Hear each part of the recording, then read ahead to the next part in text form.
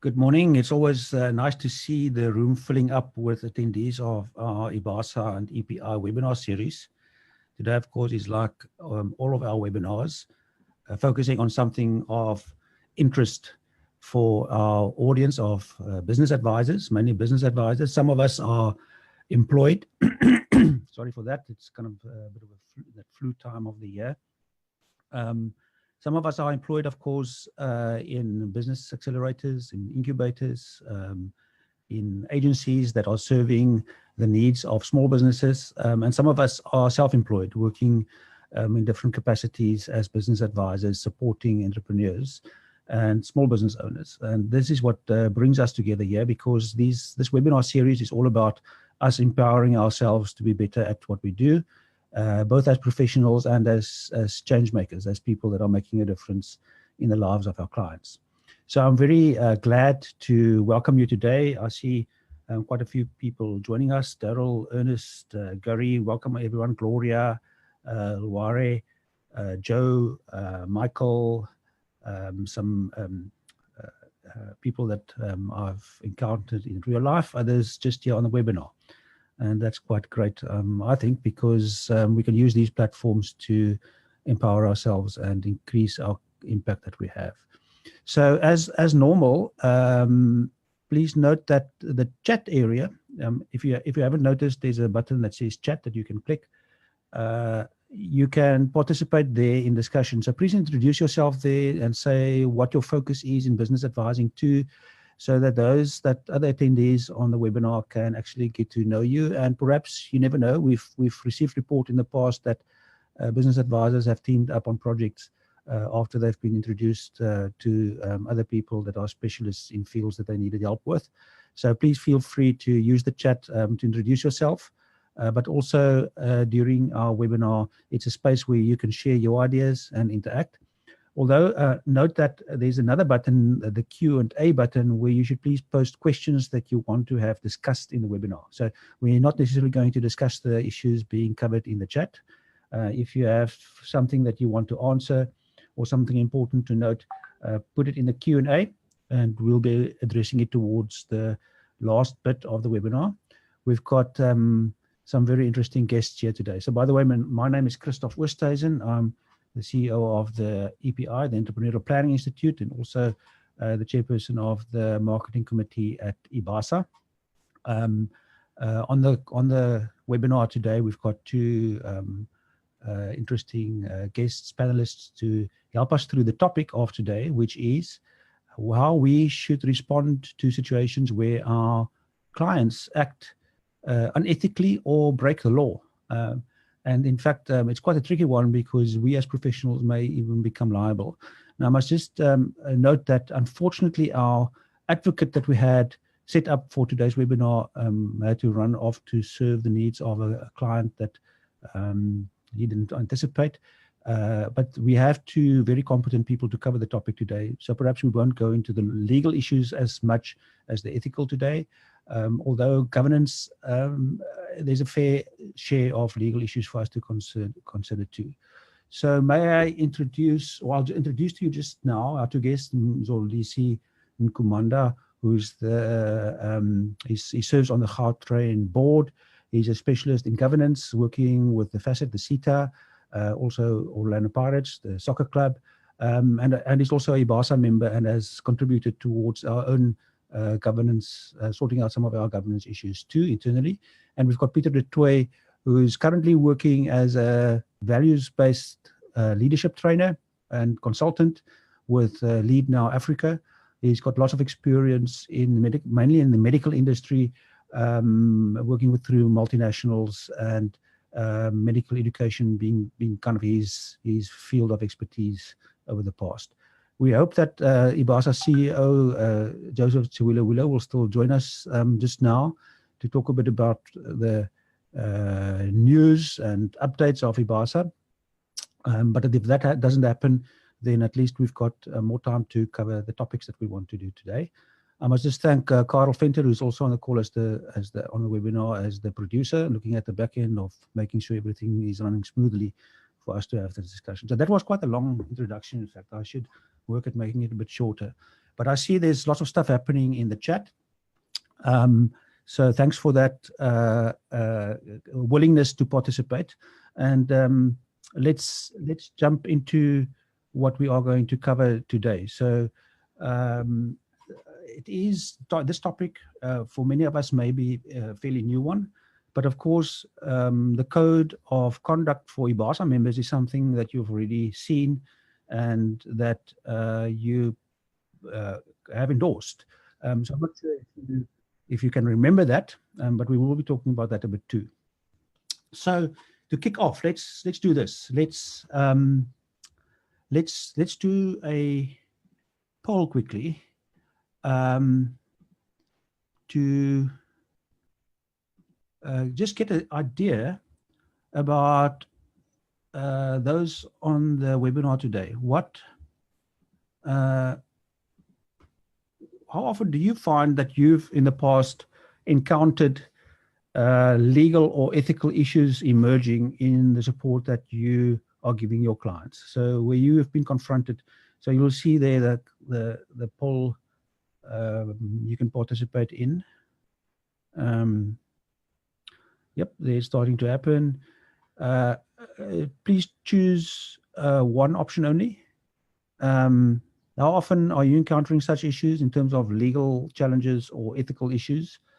About every week, at least every month, a few times a year, about never. Okay, so it's coming in. You can vote there. About never is a very few, 18% of us as we stand now, about never. So most of us are encountering it at least a few times a year. And it looks like at least every month is more than a third of people on the webinar here today. And that's quite frequent. So it is a topic that is really pertinent to our profession and the service that we provide. So let me stop talking and get our esteemed friends. So Mzolisi and Pieter, if you both wouldn't mind just switching on your cameras and unmuting yourselves, that we can introduce you to the crowd.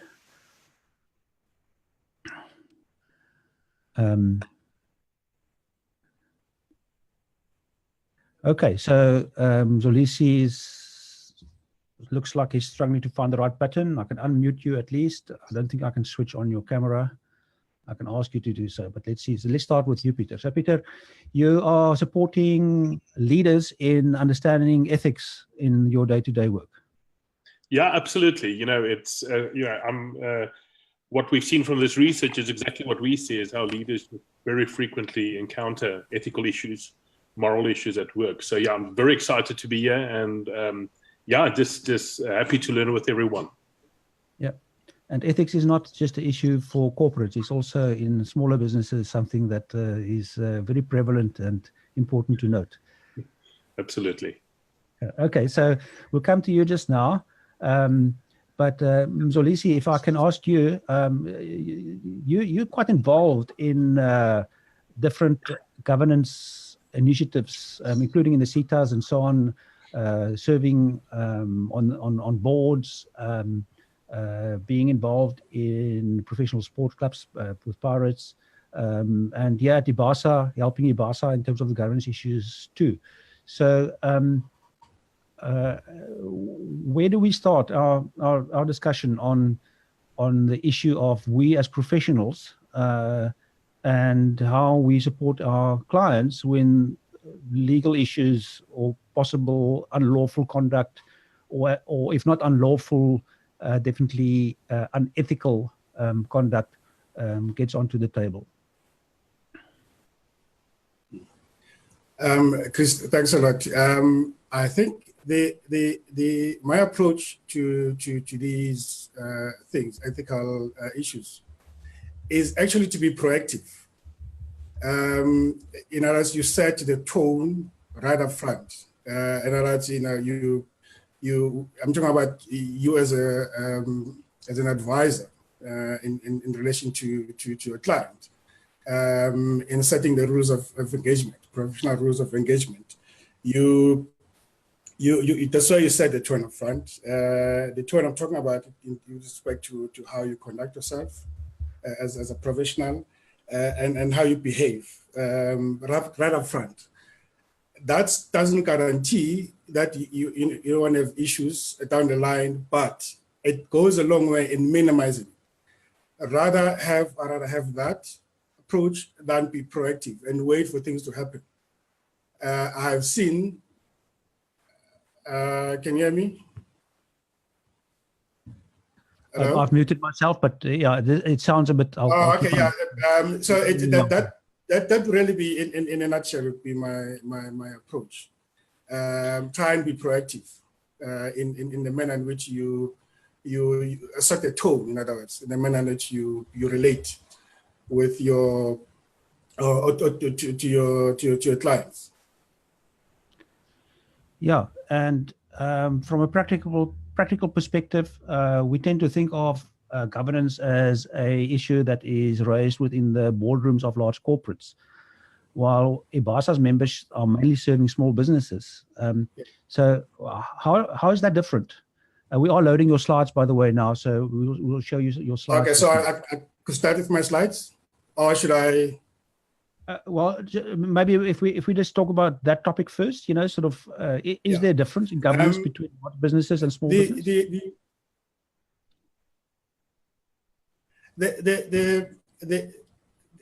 Philosophy is actually no different, because in the corporate world, for instance, in large businesses, there's a lot more number of people, but you still have to show leadership, ethical leadership, or demonstrate. Walk the talk.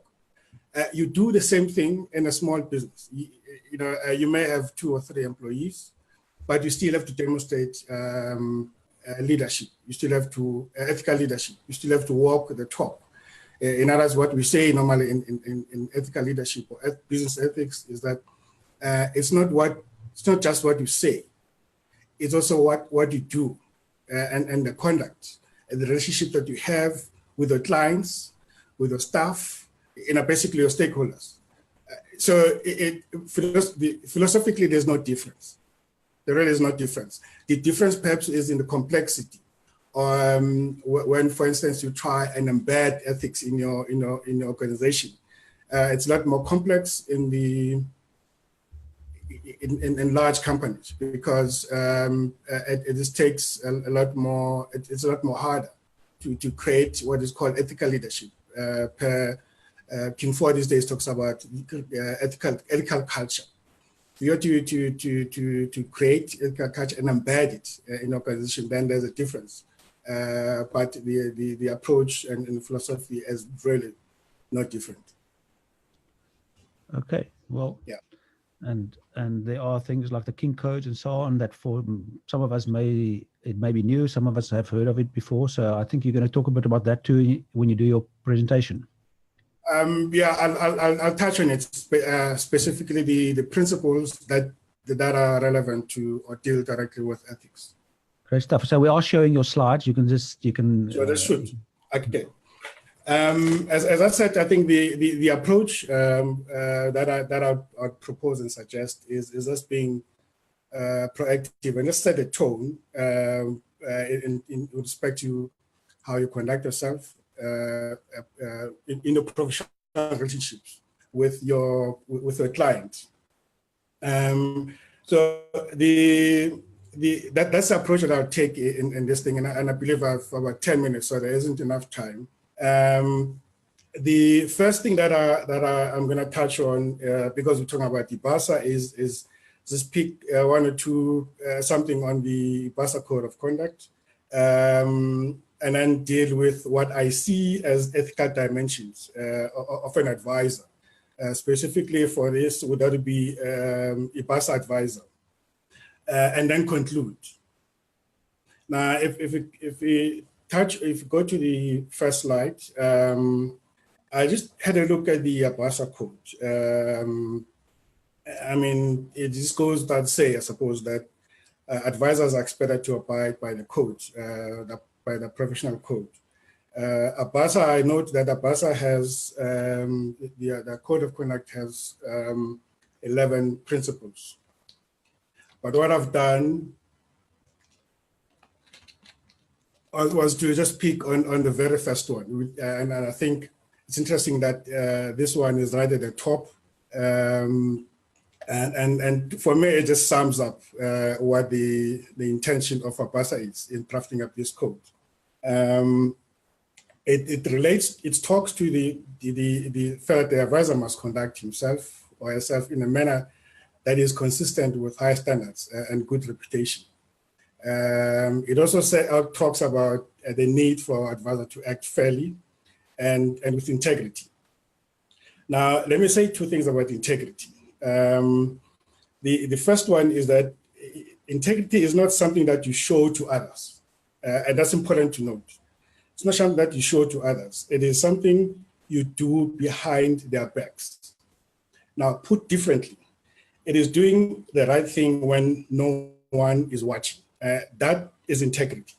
The second thing, of course, to say when it comes to integrity is the fact that it is about practicing your values rather than simply professing them.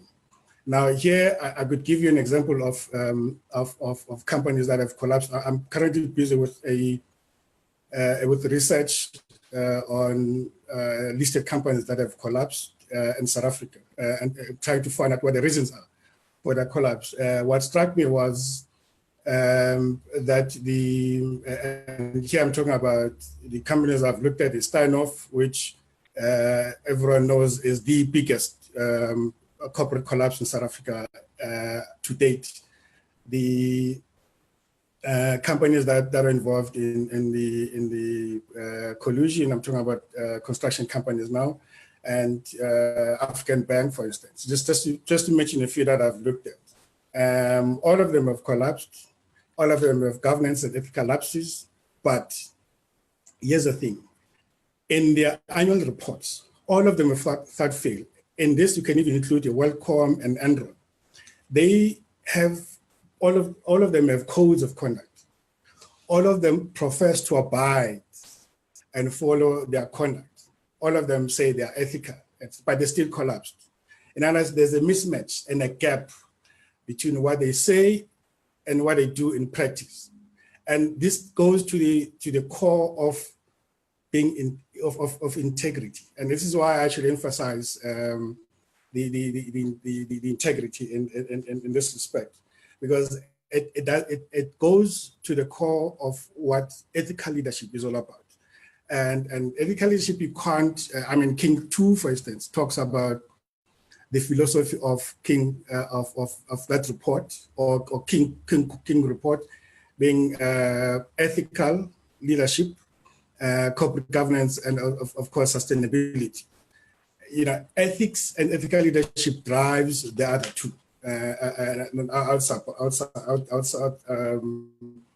I would suggest. Now, if you go to second slide, if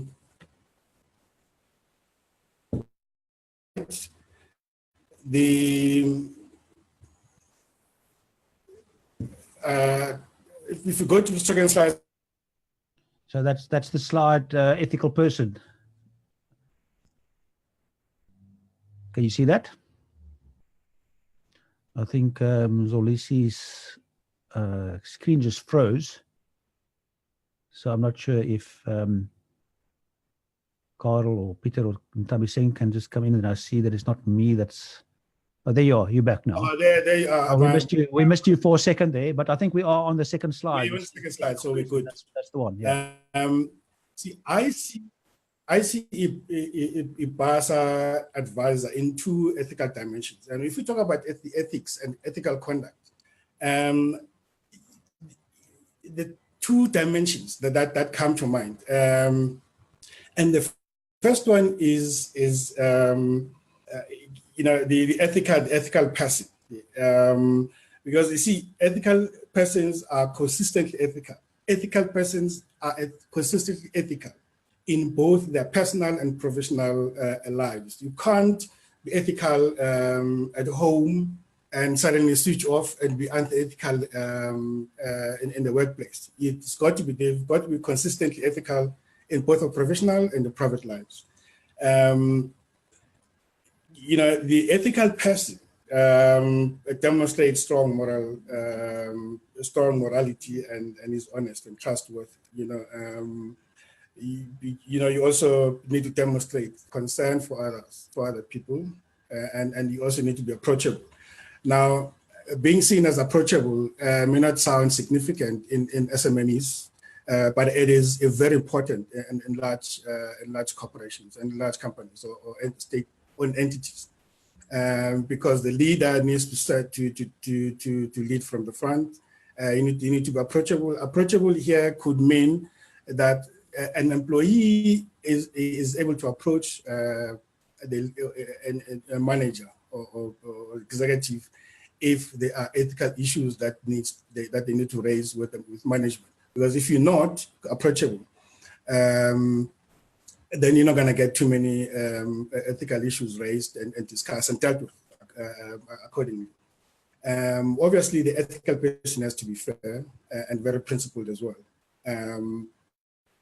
If we could go to the third slide.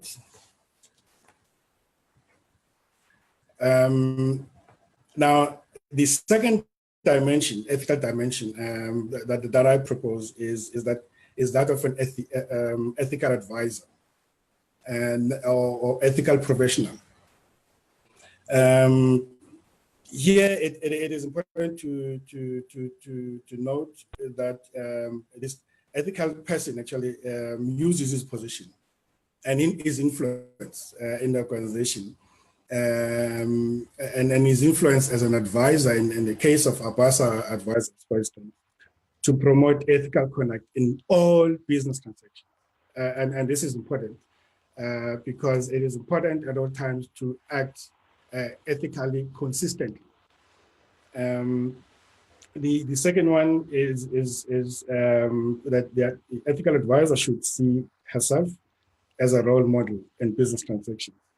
In other words, you demonstrate ethical leadership in your interaction with business and in business transactions. Remember, here we're talking about an ethical advisor. We're talking about an IBASA advisor, but when it comes to ethics, you know, the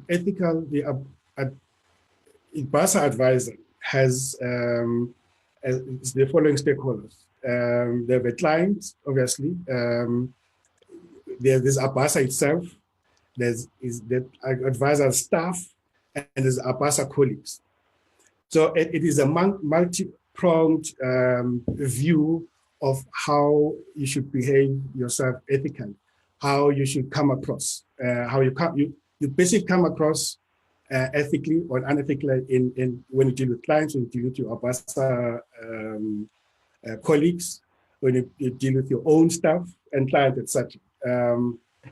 So I just need to caution that it's not about the ethical advisor demonstrating ethical conduct in business transactions. It's not just about him to his clients. It's also about to other stakeholders as well, the immediate stakeholders, your IBASA colleagues, etc., etc. He also makes important or pivotal. It makes ethics absolutely important by modeling ethical conduct, as I mentioned. And it's just not, I've got clients there, but you know, we could extend that to colleagues, staff, etc. He also sets, communicates ethical standards. Again, I can't stress consistency enough. It is important. The above, by the way, and it's a point that we spoke about earlier, Christoph, about King 4. This slide talks to King 4 and King 4 principles 1, 2, 3, and 13. In fact, I could juxtapose principle 13 of King 4 and state to juxtapose it to reflect IBASA. As an example, I mean, we could argue about this. Someone could have a different view on Principle 13, for instance. But if I juxtapose this to apply to IBASA, it would read as follows: IBASA advisor should conduct himself or herself and his business in a manner that is in compliance with applicable laws and adopted codes of conduct. And we've dealt with one of the codes in the Code of Conduct and standards in a way that supports IBASA being ethical and a good corporate citizenship. Because see, IBASA also has that responsibility. I know we're not talking about IBASA, we're talking about advisors, but we need to keep at the back of mind that IBASA has a responsibility as a corporate citizenship. Now, that responsibility will be helped by advisors who not only act ethically in their own with our own clients, but ethically right across the board, and again consistent as usual. Now, once that's set the scene, if the advisor does what I've just or behaves and connect himself or herself in a manner that I've in line with the code of conduct of IBASA, in line with the 2 dimensions that I've spoken about. Now it becomes easier, to discourage your client from breaking the law. It becomes easier for the advisor to distance himself from a client that breaks the law. Because if we don't do that, if we don't see, you have to make it clear. That's why it's important to make it clear right up front. Because when the breaking of the law actually happens, then it becomes easier to call the client to order, to read the right act, basically. Because if you don't do that, you not only lose reputation, IBASA loses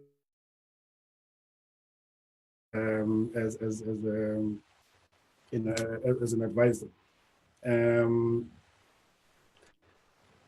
You also obviously have to consider whether you want to keep such a client or not, because it's worth it. I think my time is up now. Okay. No, I wanted to ask you on that front. Sorry. If we make it very practical, when a IBASA member is faced with such a situation. So there is, for instance, a question, and it's an anonymous question. We'll come to the questions just now. Guess what? It's about tax. That's probably why it's anonymous. But very practically speaking, so sort of if you apply that to Chris, you're breaking there. I couldn't hear the last part of your. Yeah, so my question is, very practical, if you apply that to an engagement with a client and you are then becoming aware of unethical or even worse, unlawful behavior, what are you to do? Hello, Chris? Can you hear me? Yeah, I can hear you. No, I'm saying very practically, if you then under such situation become aware of unethical or worst case unlawful behavior, what are you to do? What do you stand to do as a business advisor? I suppose if the first thing to do is to raise it with your client, and where you stand, speak to your client and where you stand with respect to the ethical occurrence such as what happened. Also, obviously, depends on the seriousness of the unethical conduct. I mean, if it is serious enough, then you distance yourself from the client. If I were personally, I would just basically cut ties with the client, especially when it's something serious. Because if you don't, then you actually setting a wrong precedent for your other clients. I mean, you can't treat clients differently, particularly with the same, when they do the same thing.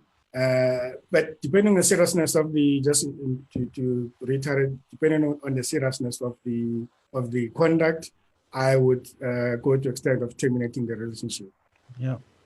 So there are also possibilities of being preemptive, sort of understanding that sometimes these issues will arise.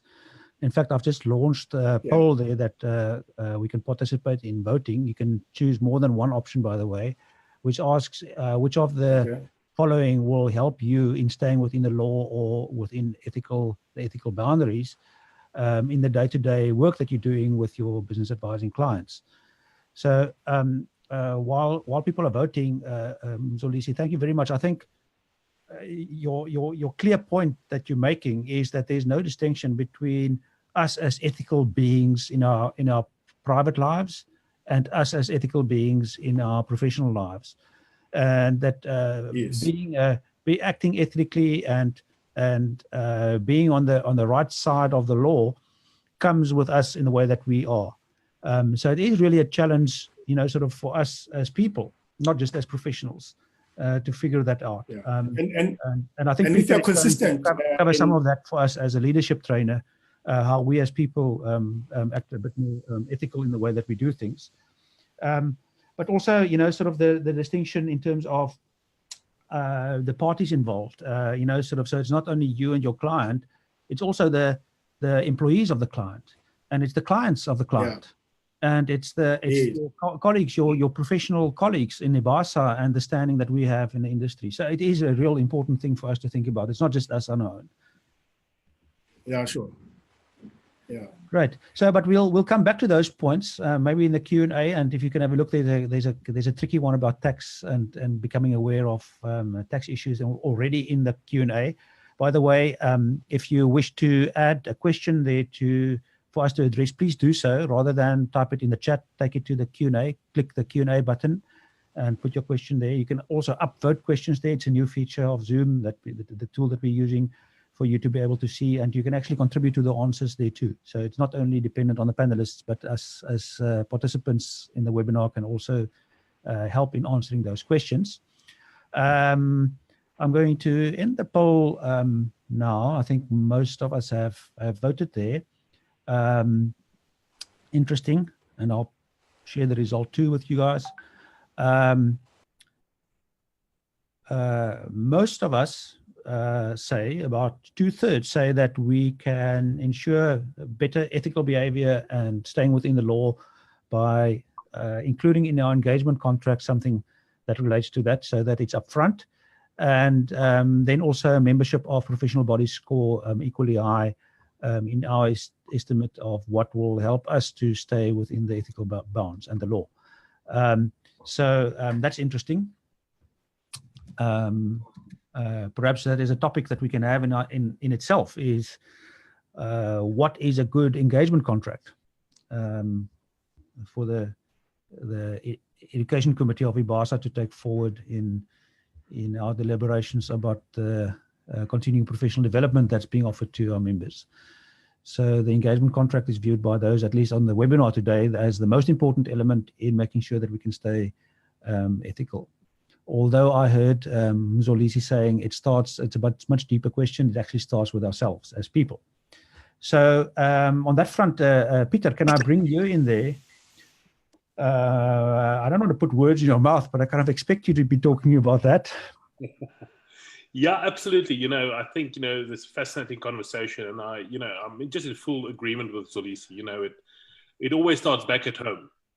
And it's important for us to really think about who we are as people, who we want to see our children and the next generation, the world they're going to live in, and just really realize that, everything we do, regardless of where it is, needs to be birthed out of our values. We need to be consistent. That to me is integrity. It's being consistent regardless where I'm at. There's no point in saying, I'm a good father, but I'm a bad businessman, or I take chances at business. It just needs to be authentic, and it needs to be aligned. So yeah, I've really enjoyed the talk, and I'm looking forward to some good conversation from you. Sorry, you unmute. So can I go? Sorry, that I tried to teach everyone else to do, is to unmute before you speak. But as a leadership, as a ethics, I'm not sure what you call yourself, sort of consultant, trainer, helping people in ethics. what tips would you be giving business advisors that are out there working with their clients Yes, absolutely. And themselves as ethical beings? Yes. And I think, this conversation for us, I think when you try and specialize in an area, you always think, this is the most important area to talk about. But to me, ethics in the marketplace, and particularly looking at leaders and how leaders need to respond to that, it's just becoming just such an important topic for us to talk about in our area. I think what's interesting, if we look at the research just over the last 20 years, we see that rules and regulations have increased massively, really trying to guide industries and people as to what's ethical and what's unethical, what is legal, etc. But we see, together with that illegal and unethical behavior is also increasing. So what we actually see is that that's not where the problem is. We see that even though rules, the stricter rules are and the more constraining these areas are, we do see that it lies in a different area. But just by having more and more and more rules, we're not going to get to the bottom of this.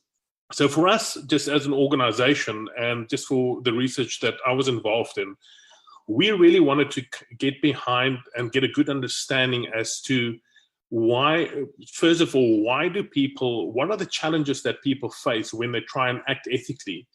Because what we've just seen is that most people, from our polls and our research, is that most people do in their career very often come across unethical behavior and behavior which is not acceptable.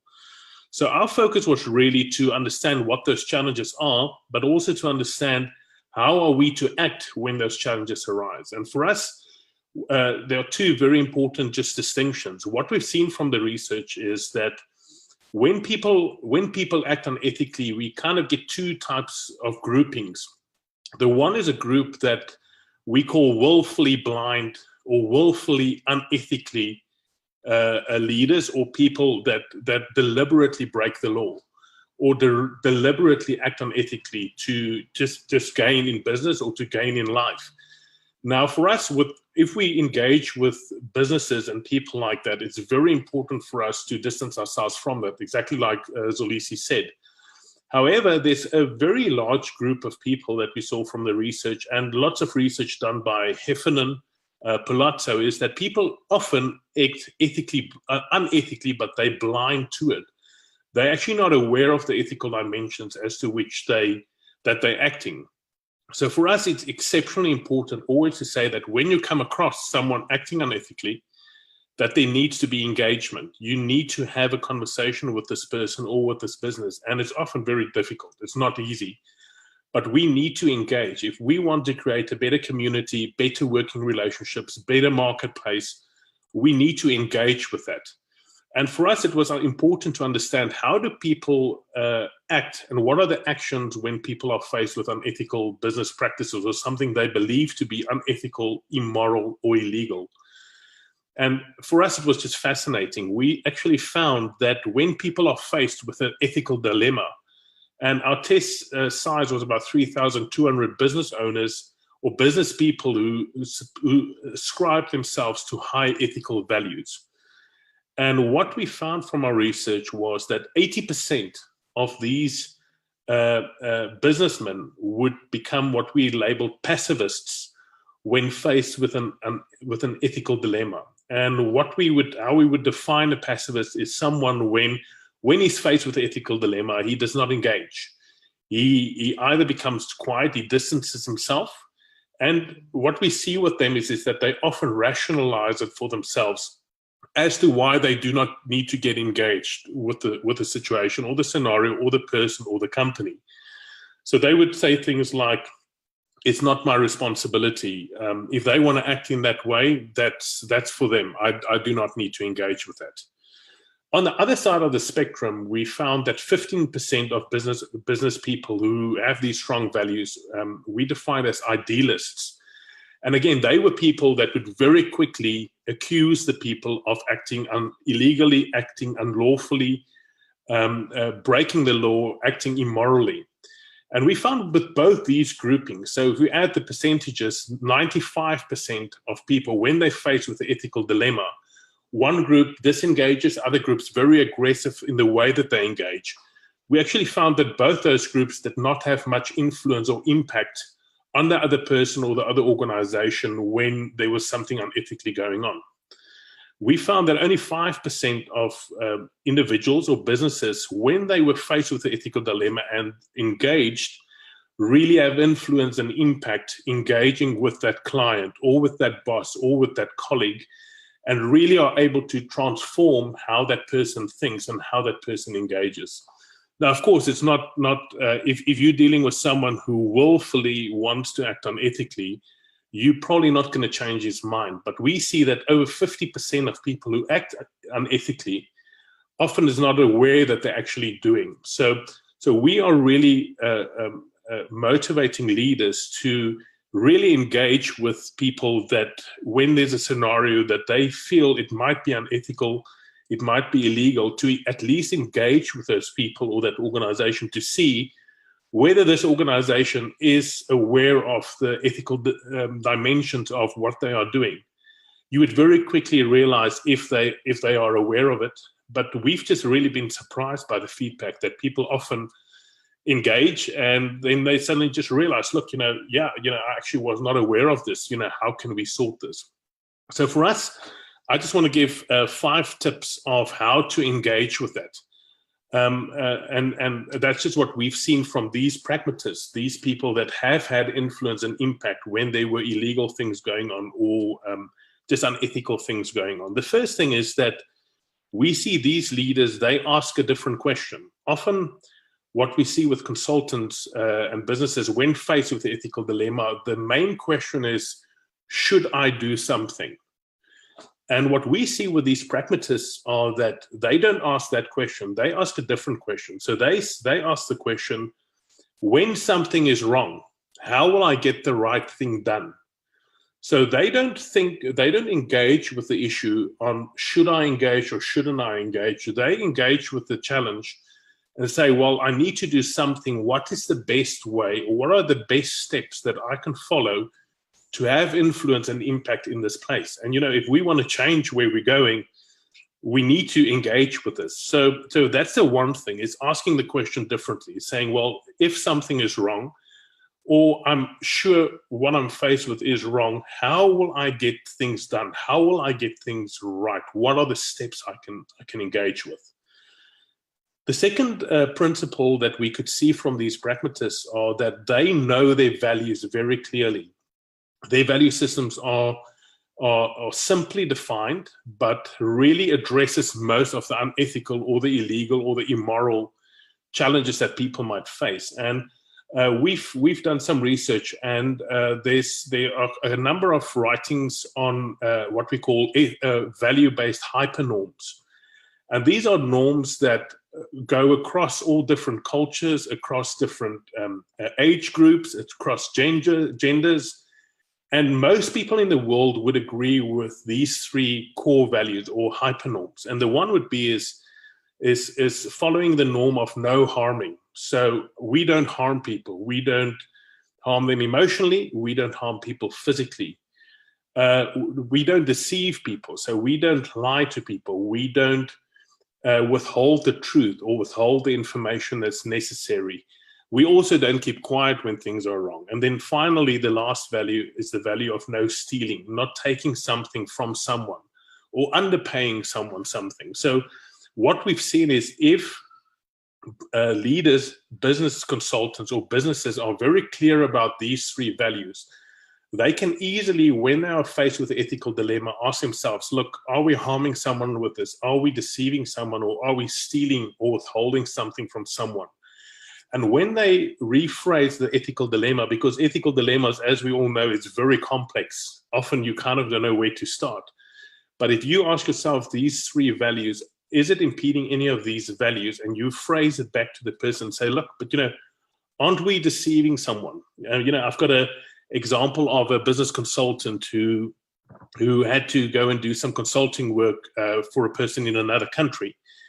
And he was paid for his travel time since he left until he came back. So when he got on the plane, since then, when he came back. But while he was on the plane, he would work on different projects. And he came to me asking, look, I am being paid by this company, but while I'm traveling, I'm working on a different project.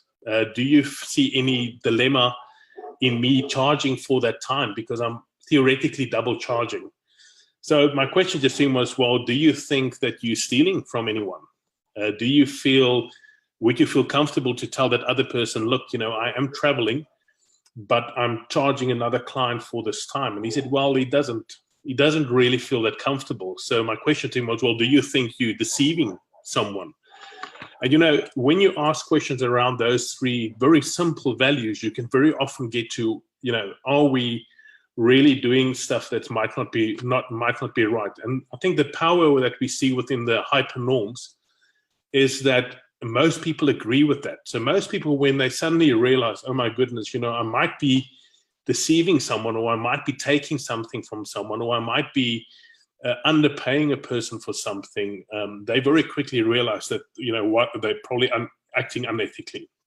The third principle, and I've just got 3 left, is that we often say to leaders and business consultants, whoever they are in the marketplace, what are the common ethical dilemmas you might face? And, in any industry, wherever you are, so I've spent a lot of time in the medical industry. So bribery and getting services from surgeons or from medical professionals and not helping them to make objective choices, that is a very common dilemma faced in that particular industry. But most industries do have particular ethical dilemmas. And what we say to people and organizations are that, take some time and identify what are the common potential unethical or challenging or immoral issues you might face. And once you've identified those, it's important to decide, how will I respond to when that arises? What we've often seen to people is that they arrive in a scenario which is not uncommon for the industry, but it's almost like they're taken by surprise when they're asked to do something, and often they say something or act in a way that they shouldn't. And we, for instance, we had a incident, and the professional wouldn't mind us sharing, but he was a merger and acquisition specialist, and he was a consultant, and he was working on an acquisition of a company of another company, and he would work in the company being acquired. And he spent a lot of time with them. He grew quite close to the people, became good friends with them. And then right at the end, he was asked a question by the company being acquired. And the guy he almost considered being a friend said, when we are acquired, will I lose my job? And it was very interesting. He said instinctively, no, you won't lose your job, even though he actually knew there was a very good chance of the person losing his job. And he just said, on the plane on his way back, he just realized, this is a very common issue I might be facing moving forward as a merger and acquisition specialist. I really need to take time to think about, when I'm asked that question again, what's the most appropriate way to respond? Because my dilemma was, I couldn't say to this person, yes, you will probably lose your job. But was there a good way that I could respond? And this goes into my next principle, which we call scripting. So when you know what the dilemmas are, take some time and write down what the appropriate answer for that particular scenario could be. So what this particular consultant did was, he said he took 2 hours and he wrote down how he would answer that question if he's ever asked that question again. Because he loves his job, he loves working in mergers and acquisitions, and he might be asked that question probably a many number of times again.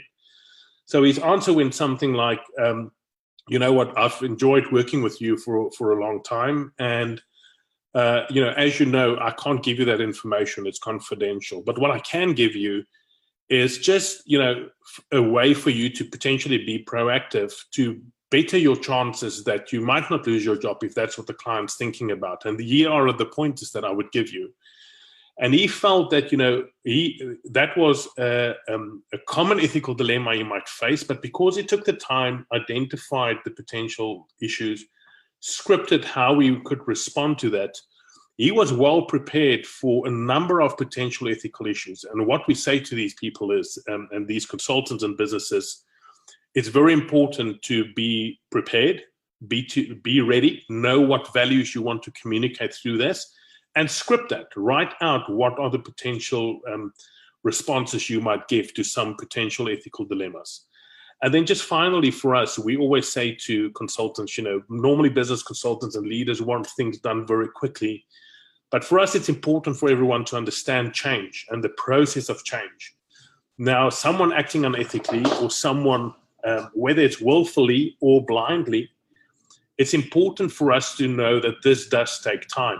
And change happens mostly, as Mzolisi also said, it needs to happen in the person before it would go out. So for us, it's important that we engage personally with the people to build a good relationship with them. But just understand that it does take time to often shift people and to have influence and impact that they do understand the ethical dilemma. So for us, that's really just our heart is to say, we need to, when there are ethical issues or challenges, we need to engage with it. We will very quickly realize, when these people or this organization or this client is taking a chance that he is willfully trying to engage on it. However, often I think most people would be surprised that often people act, they're just blind. They're not aware of the ethical dimension. And so I think my time is up. I'd love to speak more on this, but I don't know if there are any questions or any comments.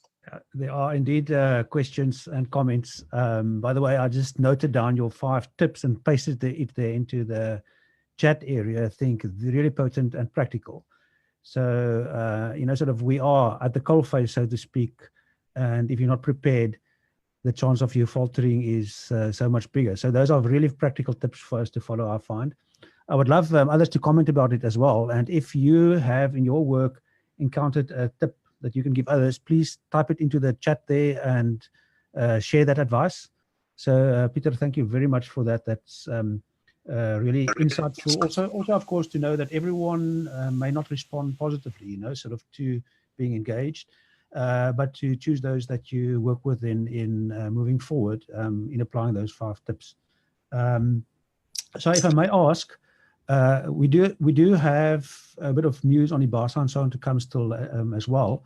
But if I may ask that if you have any remaining questions, so if I can ask Pieter and Mzolisi and Joseph and Tabiseng and Carl and so on to all switch on your cameras and microphones, then we can use the rest of the time that we have available to quickly address the questions and perhaps just share at the end a bit of information about what's happening in IBASA, and if you're not an IBASA member, how to do so. I just wanted to kick off with you, Joseph. We spoke about the code of conduct of, if you can switch on your camera and your audio. At the moment, we only have Pieter on. I can unmute you and ask that you share your video. I hope it's not that Pieter has allowed you to run off because he was covering this so thoroughly. Oh, there we are. Joseph is talking from his car. Oh, great. We can do that nowadays too. The code of conduct, Joseph. You're welcome, by the way. Yeah. So, thank you so much. And I apologize that I couldn't join the meeting earlier. And thank God again to technology, I can still join the meeting. And I believe I have missed. Mzoli was just finishing off, and I had the entire presentation from Pieter. And thank you so much for the empowering talk that you have given our members this morning. Coming to our codes of conduct, we do have a code of conduct that members have to sign as a prerequisite, as a requirement for membership. That you have to sign and show that you will adhere to basic ethical requirement of a business consultant. Now, allow me again to take advantage of this platform to say that as a pastor, we teach about these things, ethics. Now, an area that is next to the church in terms of ethics, I believe it's a business. If we don't do business ethically, we will either destroy that particular business and even destroy the country. And that is what is causing this country to be amongst the worst country in terms of standards when it comes to ethical behavior. We are overtaking Nigeria, which was leading at some stage in that area. Now, the basic thing that I know about ethics, if we ethics, we immediately speak of honesty, truth, integrity. Those are the three pillars of ethic behavior. Now, ethics, there is a serious element of lying when a person is not ethical and not telling the truth. And is an element of stealing when you are not ethical, taking from others. And there's an element of an unfair advantage. Now, that has got to do with transparency.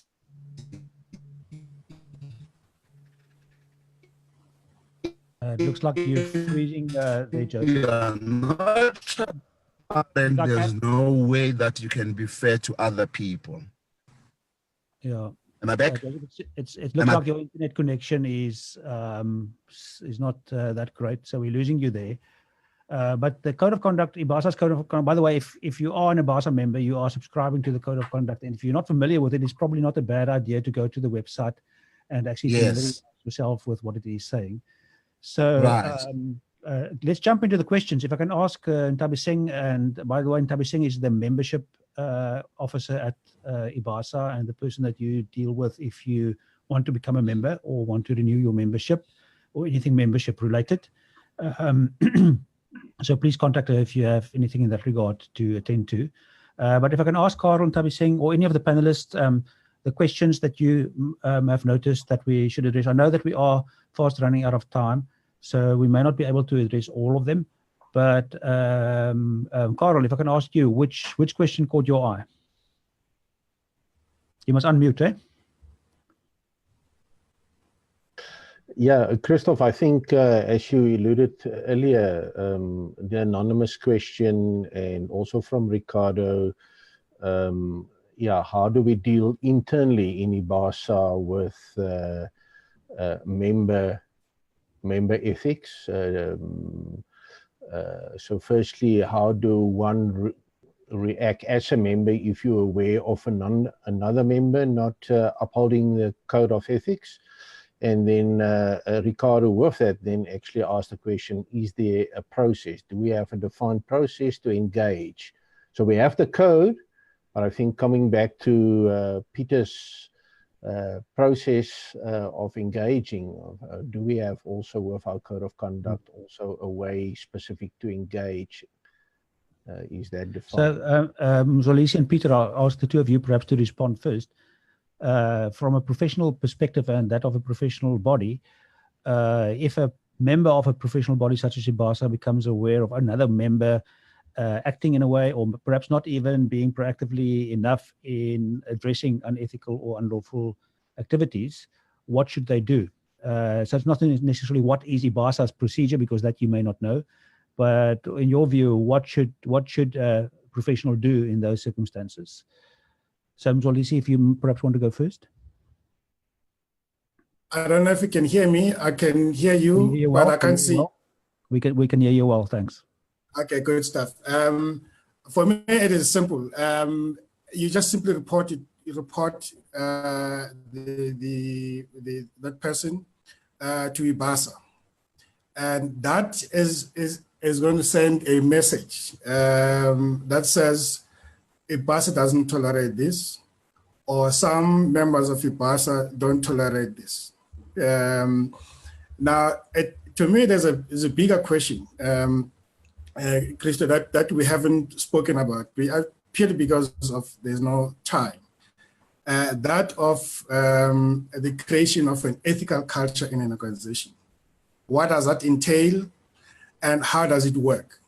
So that some of the things that Pieter spoke about, and it's also linked to your question now, some of the things that Pieter alluded to, that people encounter unethical issues in an organization and they're not sure how to proceed, they don't know who to speak to, etc.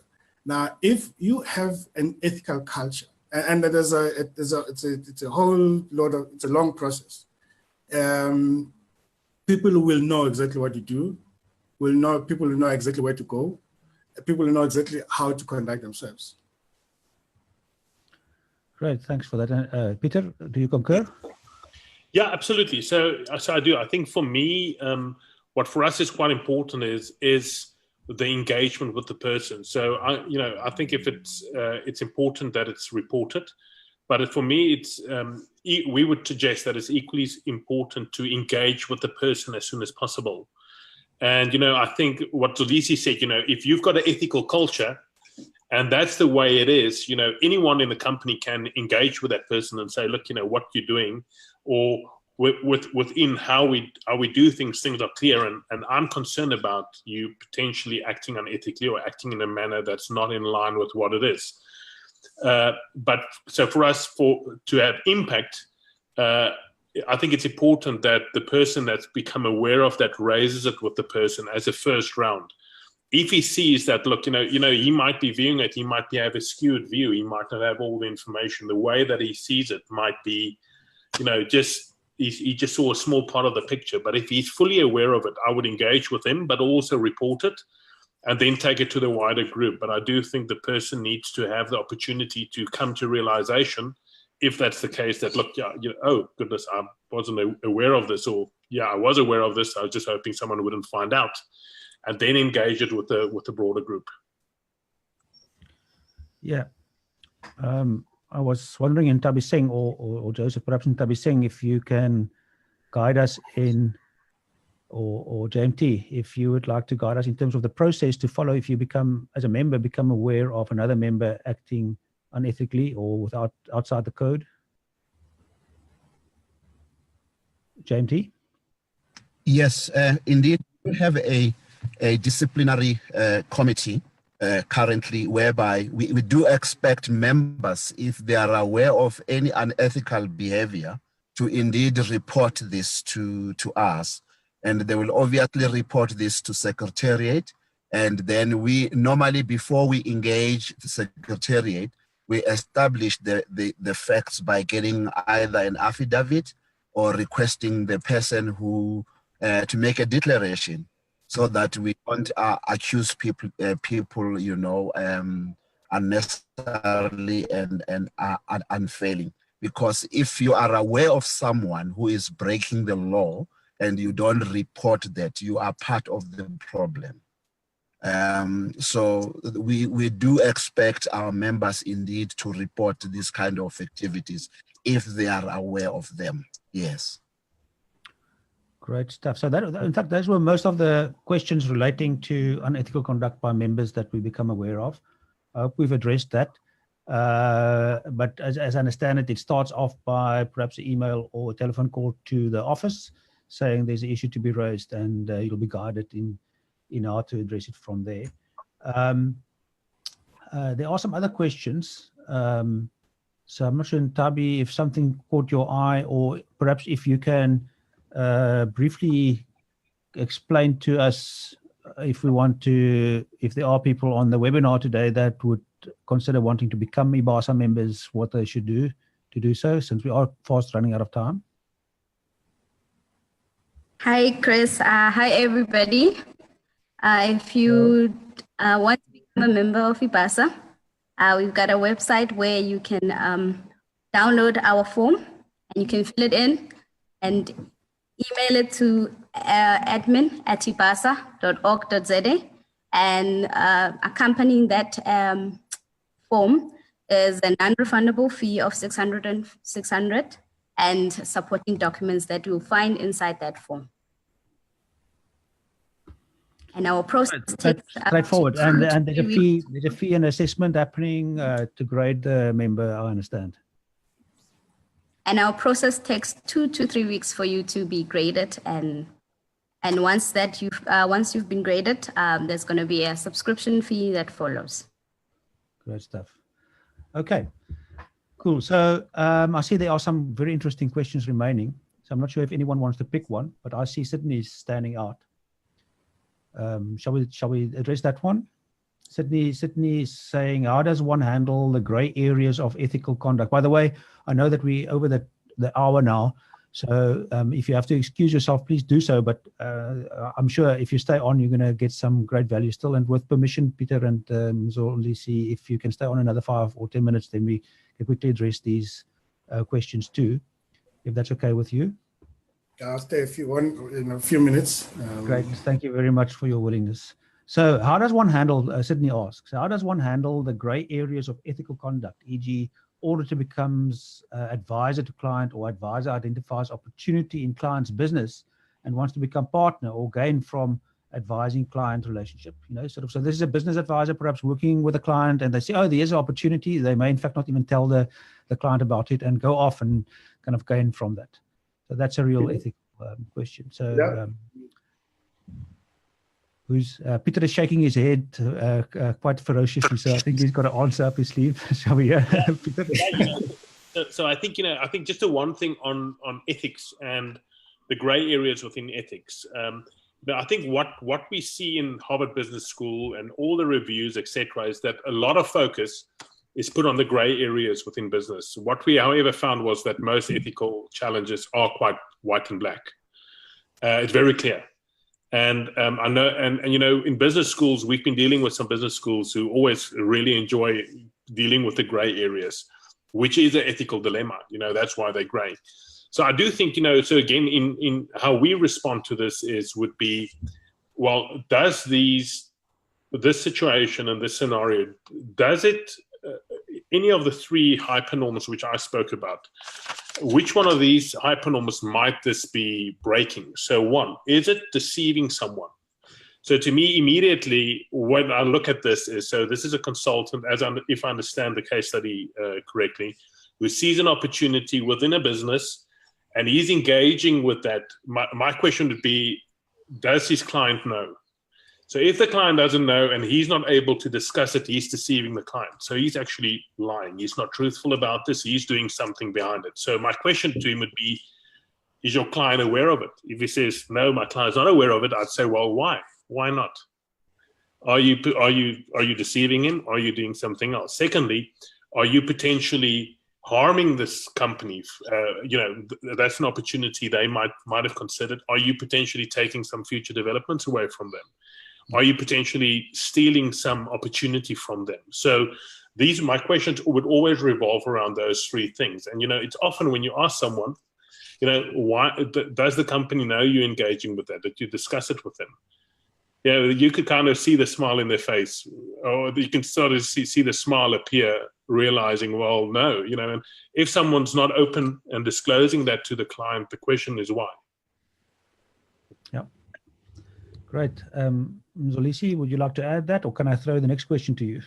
No, I think that was an excellent answer. There's nothing to add. So let me ask you Susan's question. So Susan gives quite a long question. I'm not sure if everyone can see it there, but even the participants in the webinar should be able to read through the whole story about SARS and so on.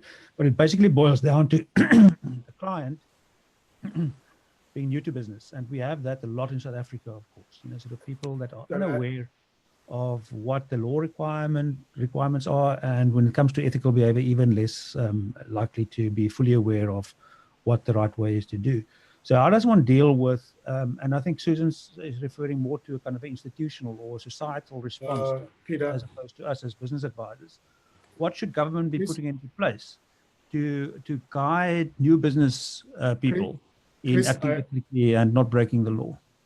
So Chris, you're breaking there, so I hardly heard what you were. Let me quickly repeat that. What should government do to support new business owners in acting ethically and not breaking the law? What should government do? I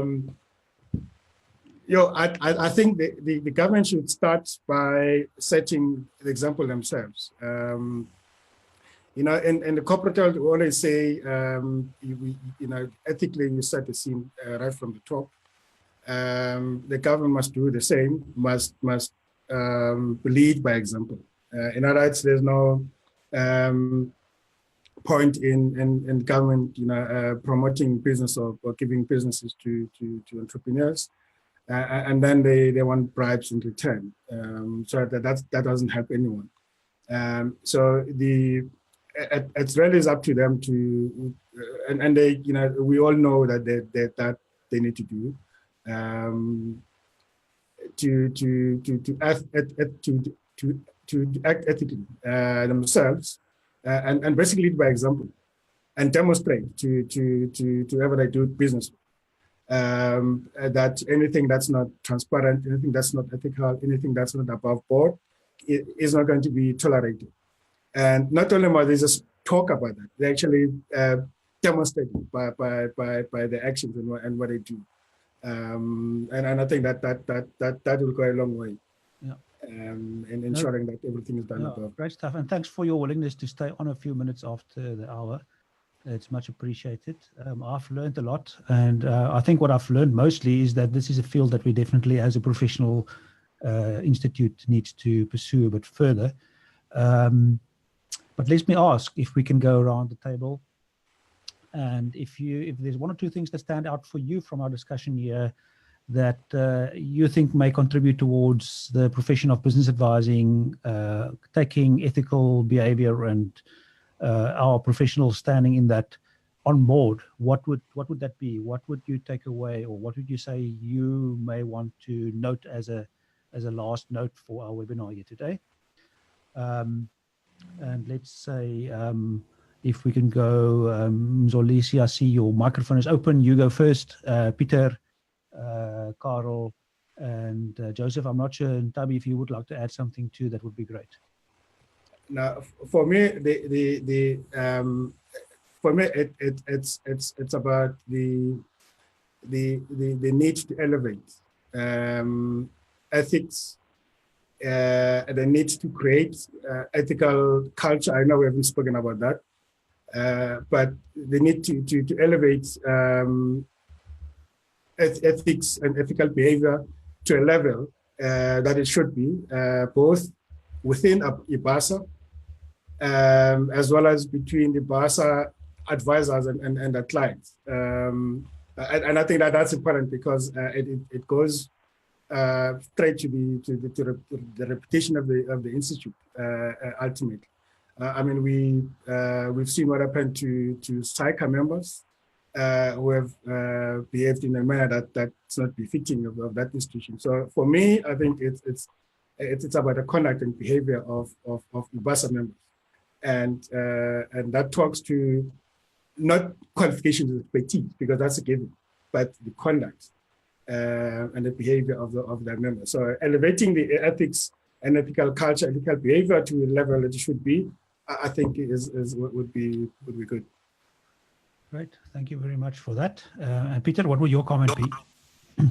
Yeah, I think so. For me, I think the poll result was very interesting to see that most people do face challenges, and to be aware of it. I loved Mzolisi's comment just on, the leaders, they set the tone, they set the culture. We all ambassadors, and we all are responsible for creating cultures and environments and organizations for people to act more ethically, and it needs to be on our lips. We need to look at it. I see from the questions as well, we need to really strive towards just being the best we can be aware of what we should be doing, what we should not be doing. But for me, the take home is it needs to come from the top, and we all lead us somewhere. And so that's been great. Okay. Now, I also take that away, that it starts with myself. So if I can develop myself to act more ethically, it definitely will be rubbing off onto my clients. So I'm not sure, Carl, what you're taking away. Yeah, I think for me, Christoph, definitely on the one side where Mzolisi started off, and I think Pieter connected with, is it starts with me. If I don't live it, my values myself, it's going to be very difficult to do that as a professional outside in my business. That's the one side. But the other side, I think it's what I gained from Pieter's research is being a right fighter is not the answer. And making more rules and being right is not the issue. It's actually finding a way to influence people. And I like his 3 core principles, that you test everything against that. And it's easy for people to talk around that and find a way to influence people rather than just be the one to say you're wrong. Then you're not achieving anything. So that's important for me. Great, thank you very much. And Darby Singh, are you ready for that uncomfortable email that can arrive in the office? Yes, I am. But it won't be that uncomfortable, because we know that living by our code of conduct as a member is what would guide you as a business advisor. And if you stay within those confines of our code of conduct, I think your business will thrive and your clients will come back to you more often. Right. So it's not only about acting ethically; it's also acting commercially, which is something we didn't discuss today, and that's actually a very important point. So thank you very much for that. That's a great. Thank you. JMT, if we can allow you to give us the final word, and then we can wrap up the webinar after that. Yes, I really agree with the panelists that the leaders, the organization's leaders should actually lead by example so that members as well can follow. And I don't know if earlier the cost element of ethical behavior was discussed, because it doesn't come cheap. When someone is faced with a dilemma of getting a 5 million tender that will wipe his debts of 2 million, and he's got to behave in an ethical way. And that is a cost that you have to incur, even if it's going to pain you, if you are an ethical person, if you want to be a person of integrity. So these are the things that we need to show our members, that it doesn't come, it's not an easy decision that you have to make, because if it were easy, everyone would do it.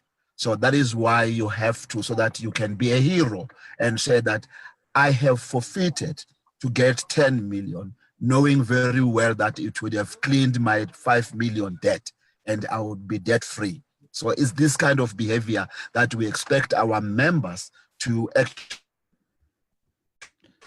Yeah, indeed so, and that's also why the topic was chosen for the webinar. So thank you very much to guests, Mzolisi. Really insightful respect. Stuff. Sorry, JMT, are you still saying something? Yeah, no. I think that's it, and I want to thank members who are still here, and those who attended today for really helping us with this building this institute. Where I like the example that Mzolisi gave of an institute of our competitor, or if we call them our professional body, that its members today are having to deal with serious consequences of unethical behavior of the leadership in the organizations and the institute as well. And that is something that we have an opportunity to prevent as IBASA and be one ethical institute in the country. Thank you. Great stuff.